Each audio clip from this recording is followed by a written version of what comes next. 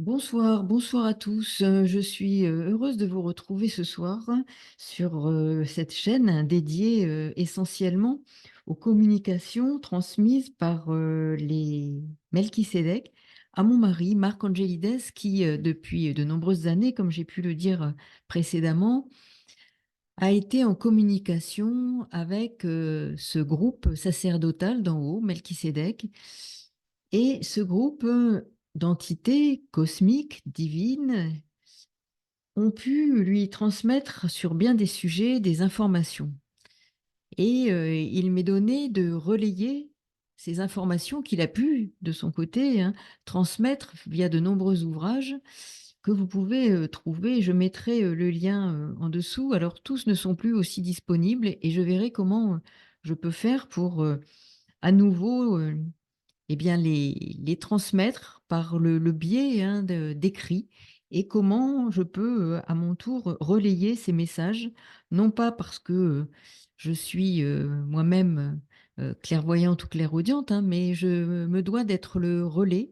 Il a été prévu comme ça que je sois ce relais et que je puisse communiquer, transmettre à travers différents biais les enseignements que nous avons reçus depuis près de 30 ans.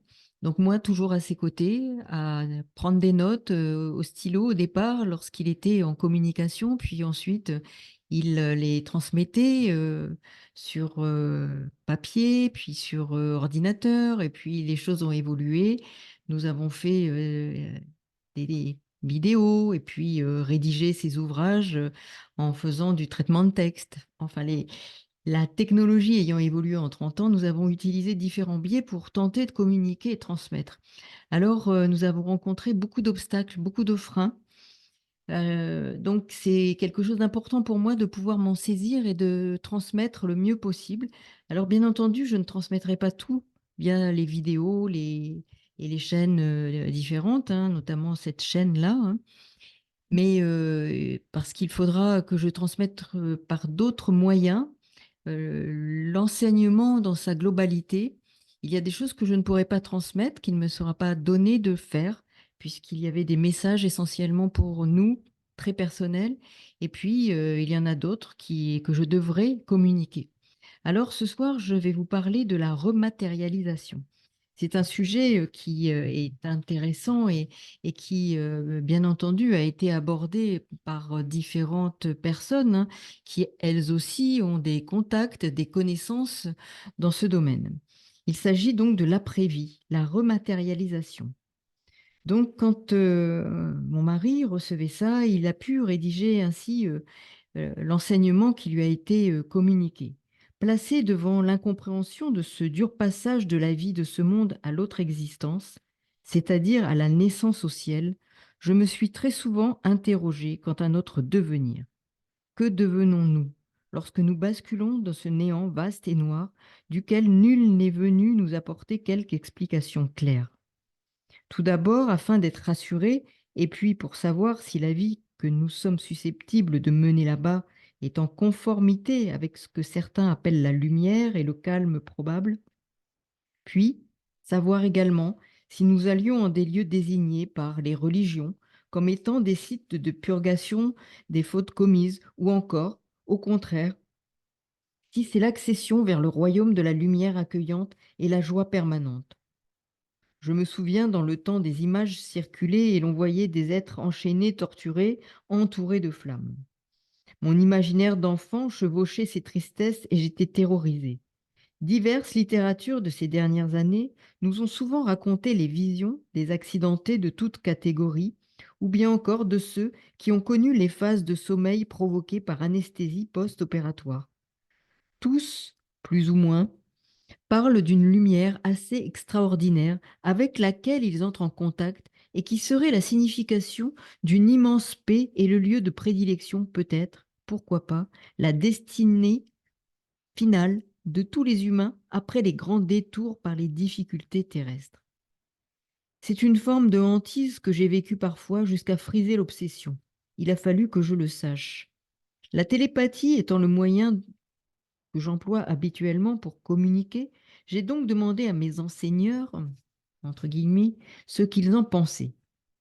C'est après plusieurs mois et au cours d'une méditation que la réponse me fut donnée. Ceci se passa et eut lieu en même temps que la vision de notre destin que me fut accordée, tout au moins pour certains. Regarde bien ce soir, nous te faisons assister à une rematérialisation dans une clinique du ciel. Regarde cette enfant, pleine de lumière. Elle arrive au troisième plan d'un royaume. C'est un être qui éblouit parce que jusqu'à son retour au monde d'ici, cette âme a accumulé des grâces, a loué Dieu, pénétré à plusieurs reprises dans le sanctum de la prière. Toute sa vie a été une joie car aucune souffrance ne l'affectait. Cela peut nous paraître bizarre lorsque l'on se rend compte des effets de la souffrance sur notre physique ou bien sur notre mental et les résultats qu'elle peut avoir sur nous. Certains s'irriteront, d'autres se lamenteront. Pour d'autres encore, ce sera la révolte contre soi-même, plus facilement la plupart du temps contre Dieu, comme s'il avait quelque chose à voir dans nos difficultés au quotidien. L'on accuse le mauvais sort, le manque de chance dont on est le triste et malheureux bénéficiaire. La communication continua ainsi. Tu crois voir devant toi une enfant, alors qu'il s'agit d'un être ayant parcouru plusieurs générations, mais à chacun des moments de ses vies, ses recommencements ont été pleins de courage, d'où l'abandon et l'abondance des grâces accordées, d'où la lumière rayonnante que tu vois. Regarde, il y a trois archanges qui tissent autour de cet être un vêtement de protection, qui l'enferme dans des vibrations qui la protégeront et l'isoleront des attaques des autres mondes. Cette âme est sans connaissance des lieux où elle se trouve pour le moment. Elle est bien, dans une douceur moelleuse et dans ses couleurs roses et blanches, car sa vie a été la droiture, la vérité et le pardon, ainsi que la pureté et l'amour. La pureté en ce qui la concerne a été droiture et vérité.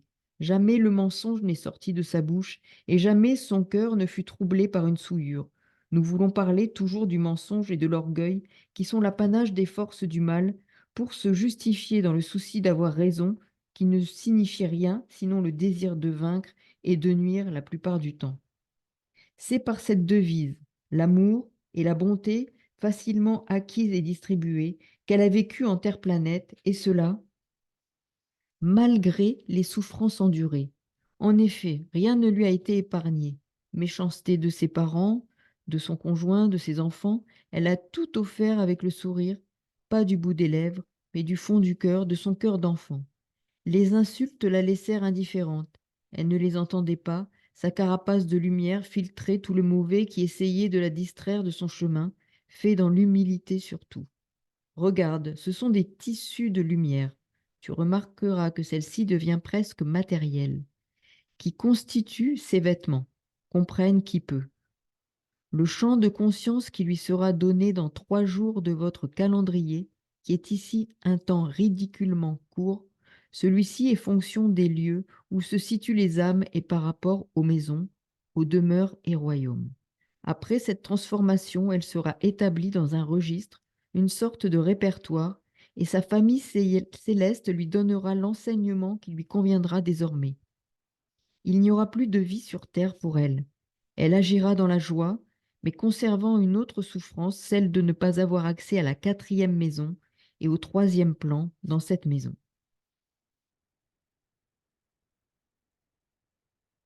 Nous devons compléter ta formation et te dire l'importance que nous y donnons, car c'est d'elle que résulte votre avenir. C'est parce qu'elle est restée dans l'ombre de vos connaissances que vous avez perdu les moyens de comprendre. C'est à cause de cet oubli que vous n'avez pu reconnaître les apparitions qui eurent lieu à différentes périodes de votre histoire.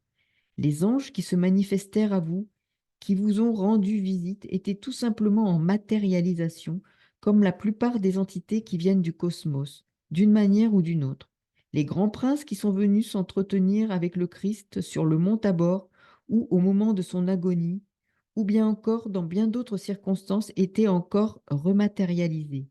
C'est grâce à ce phénomène commun qui est la capacité de tout être ayant quitté le monde de la matérialité, que de merveilleux contacts eurent lieu entre vous et les habitants des mondes d'ailleurs. Toute votre histoire sainte et les livres sacrés de toutes vos religions font référence à des rencontres avec ces présences archangéliques, angéliques ou plus simplement encore avec des habitants d'autres univers. Puissiez-vous comprendre cela et ne plus en douter. Cette acceptation de l'existence de ces réalités vous ouvrira l'intellect spirituel et les concordances avec votre mode de vie, développant vos connaissances sur des points sensibles, augmentant ainsi vos capacités pour comprendre beaucoup plus dans d'autres domaines. C'est une sorte de gymnastique que vous devez adopter. Sachez que ces concepts vous feront passer sur d'autres plans d'évolution dans le monde de votre hiérarchie cosmique. Les plans dans lesquels vous vous situerez tous, qui que vous soyez après votre vie terrestre, n'ont pas d'existence matérielle.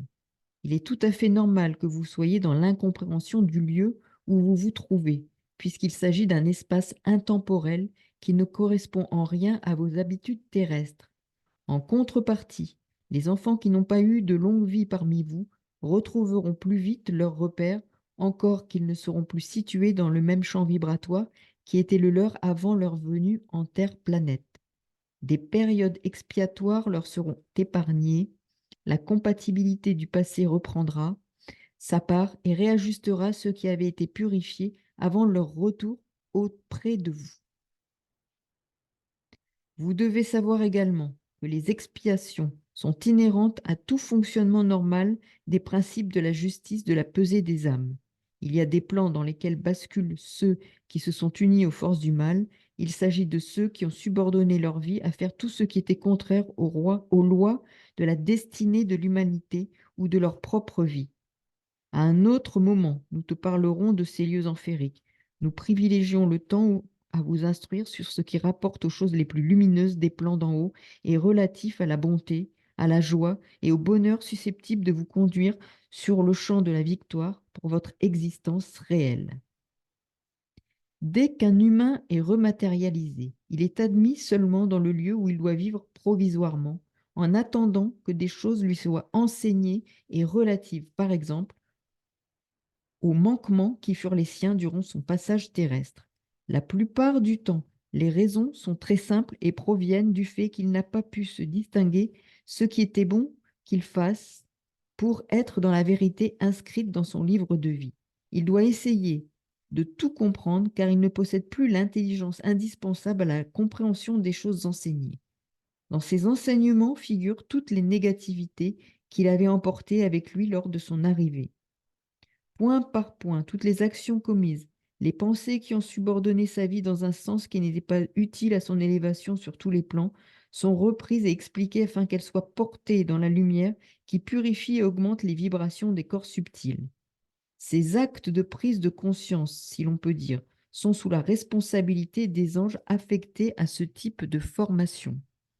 Il y a également les êtres de structure élevée qui ont transité par des lieux spécifiquement adaptés pour l'aide à autrui, qui apportent leur connaissance à ces êtres en souffrance dans un au-delà, quelquefois bien près de vous, dans votre environnement immédiat terrestre. L'enseignement n'est pas rapide par rapport à votre temps, compte tenu du décalage qui existe entre vous et nous sur ces plans-là déjà. Les manifestations d'âme que certains d'entre vous perçoivent sont des effluves magnétiques qui émanent des lieux où se situent ces nouveaux vivants en ces lieux. Nous ne pouvons pas vous les indiquer.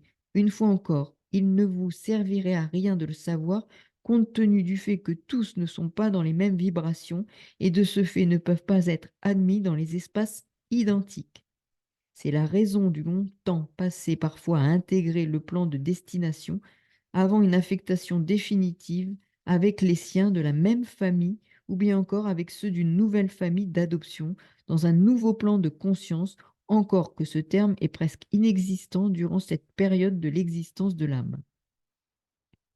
Ainsi, les humains ayant appartenu à un même milieu social, dans une condition particulière, en fonction de responsabilités durant l'existence, par exemple, les rois, les princes ou autres régents ou monarques, seront assemblés dans une même résidence, si l'on peut le dire ainsi, pour faciliter votre compréhension. Ceci ne les empêchera pas de faire amende honorable de leurs fautes et erreurs commises. Nul n'est à l'abri des paiements et pour le repentir non plus. C'est de la même manière que les prêtres seront gardés dans le lieu réservé aux membres des églises qui existent.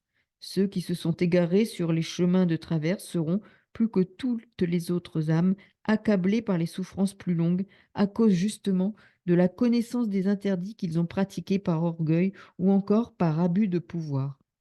Certains ont poussé leurs adeptes vers l'erreur, et quelle dégringolade pour ces potentats embourbés dans la fange et l'ornière de l'enseignement mal prodigué, surtout lorsqu'il s'agit du point de vue du sacré.